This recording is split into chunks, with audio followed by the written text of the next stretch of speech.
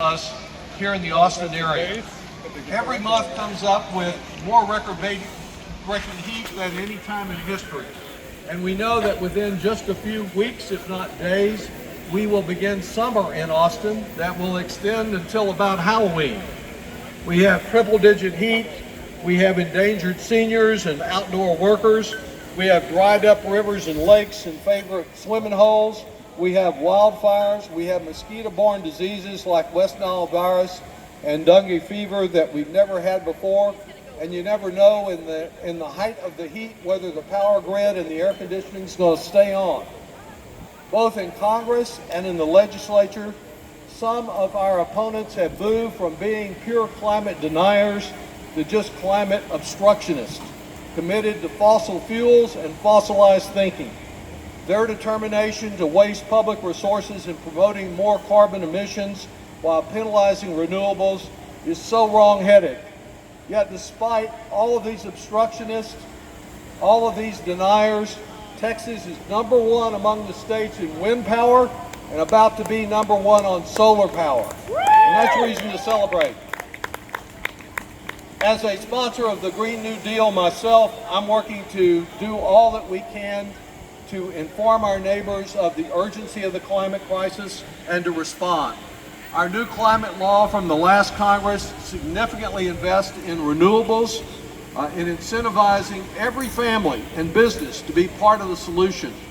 Texans are eligible for tax credits, which you can learn more about here, and for rebates as incentives to go electric and to go renewable and to go energy efficient at home and in auto transportation. We're fortunate this afternoon, in fact, I think the panel is about to start with Chris from Austin Independent School District, with David from Capital Metro, telling us about the progress we're making on electric buses for our school children and for all of us going around the community. Their efforts are extremely important. I'm also sponsoring legislation to tackle plastic pollution. Every time I circle around Lady Bird Lake after a rainstorm and see all the styrofoam and other plastic junk down there, it is a reminder that we need to do more about plastic pollution that not only invades our waterways but invades our body in the form of microplastics. With funding for electric buses, for implementing zero waste initiatives, with advancing climate research, there's so much more we can do to make Austin and Travis County the model for the country. Today I want to salute all of the various local groups that have come out to inform us about what's going on in the climate area, who braved the wind and last weekend as well to assist us learn more about the change we can become in our daily lives. There can never be too many neighbors who are organizing to push us forward and to drag Texas forward to do what it needs to do.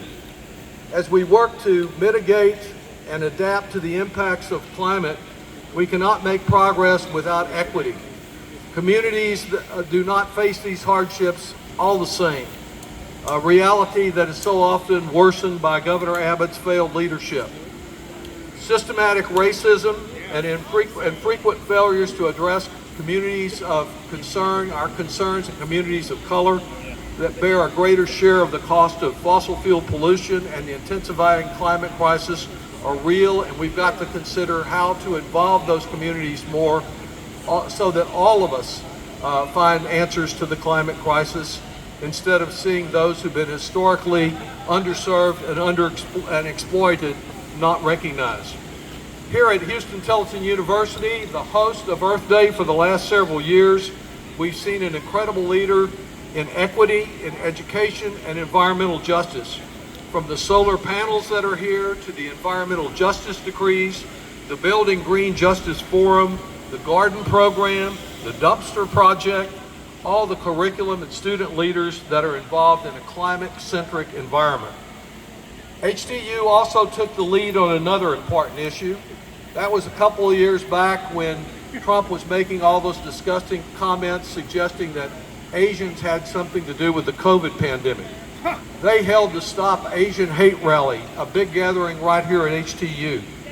We need this same type of continuing, thank you to HTU, We need this same kind of leadership right now with regard to the anti-DEI crusade that is being waged by Governor Abbott.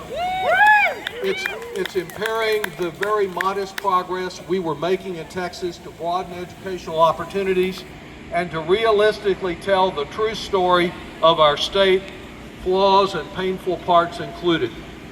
This week, the governor's attack on UT students as pro-Hamas only adds to the hostile environment of Islamophobia, a prejudice that is just as harmful as anti-Semitic activity. Yeah. It continues to infect our society, and we all have a responsibility to push forward, to push backward and forcefully on all forms of hate. In order to address the climate crisis, we need, first of all, of course, to nourish the roots of our endangered democracy with our votes, with our active participation.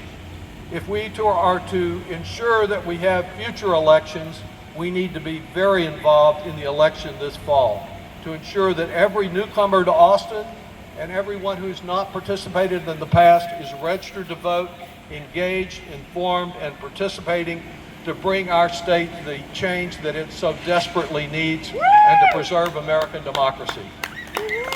So, right here at home in Austin, the only place I've ever personally called home, in the heart of deep red Republican Texas, I believe we've got the talent, the creativity, the spirit to push our county, our city, our state and country into building a better and more just America.